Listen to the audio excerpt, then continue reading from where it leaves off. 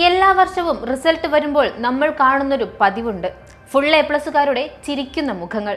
എന്നാൽ ആ ചിരിക്ക് അധികം ആയുസ്സില്ലെന്ന് മലബാറിലെ കുട്ടികൾക്ക് നന്നായി അറിയാം.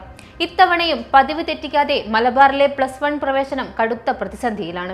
അക്ഷരാർത്ഥത്തിൽ കാസർഗോഡ് മുതൽ പാലക്കാട് വരെയുള്ള 6 ജില്ലകളിലായി ആയിരക്കണക്കിന് വിദ്യാർത്ഥികളുടെ ഭാവി ഇപ്പോഴും പ്രവേശന കവാടത്തിന് പുറത്താണുള്ളത്. നമുക്ക് കണക്കുകളിലേക്കൊന്ന് കണ്ണോടിക്കാം. മലബാറിലെ 6 ജില്ലകളിലായി ആകെയുള്ളത് 1,70,735 സീറ്റുകളാണ്. എന്നാൽ ഉപരിപഠനത്തിനായി അപേക്ഷ സമർപ്പിച്ചിരിക്കുന്നത് 2,43,453 വിദ്യാർത്ഥികൾ. അതായത് ആദ്യ അലോട്ട്മെന്റ് കഴിഞ്ഞപ്പോൾ തന്നെ ചിത്രം വ്യക്തമാണ്.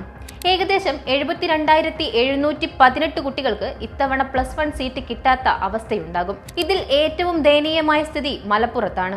82,000-ലധികം അപേക്ഷകരുള്ള മലപ്പുറത്ത് 24,000-ലേറെ കുട്ടികൾക്ക് ഇത്തവണയും സീറ്റില്ല. എന്താണ് ഇതിനൊരു പരിഹാരം? വർഷങ്ങളായി സർക്കാർ ചെയ്യുന്നൊരു കാര്യമുണ്ട്. മാർജിനൽ ഇൻക്രീസ്, അതായത് ഉള്ള ബാച്ചുകളിൽ കുത്തി നിറച്ച് സീറ്റ് കൂട്ടുക. ഒരു ക്ലാസ്സിൽ 50 മുതൽ 60 വരെ കുട്ടികളെ ഇരുത്തി പഠിപ്പിക്കുന്ന താൽക്കാലിക തട്ടിക്കൂട്ട് വിദ്യ. എന്നാൽ ഇതുകൊണ്ട് ഇനി മുന്നോട്ട് പോകാനാകില്ല എന്നതും വ്യക്തമാണ്. ഇതിനൊരു ശാശ്വത പരിഹാരം വേണമെങ്കിൽ 2 കാര്യങ്ങൾ അടിയന്തരമായി ചെയ്യണം. ഒന്നാമതായി, നിലവിൽ +2 ഇല്ലാത്ത ഹൈസ്കൂൾ ഹയർ സെക്കൻഡറി ആയി അപ്ഗ്രേഡ് ചെയ്യുക.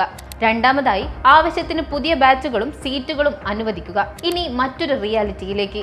ഇവിടെയാണ് രാഷ്ട്രീയവും ജനങ്ങളുടെ ചോദ്യവും കൂട്ടിമുട്ടുന്നത്. പ്രതിപക്ഷത്തിരുന്നപ്പോൾ മലബാറിലെ ഈ പറയുന്ന സീറ്റ് ക്ഷാമത്തിനെതിരെ തെരുവിൽ സമരം നയിച്ചവരാണ് ഇന്ന് ഭരണത്തിലുള്ളത്.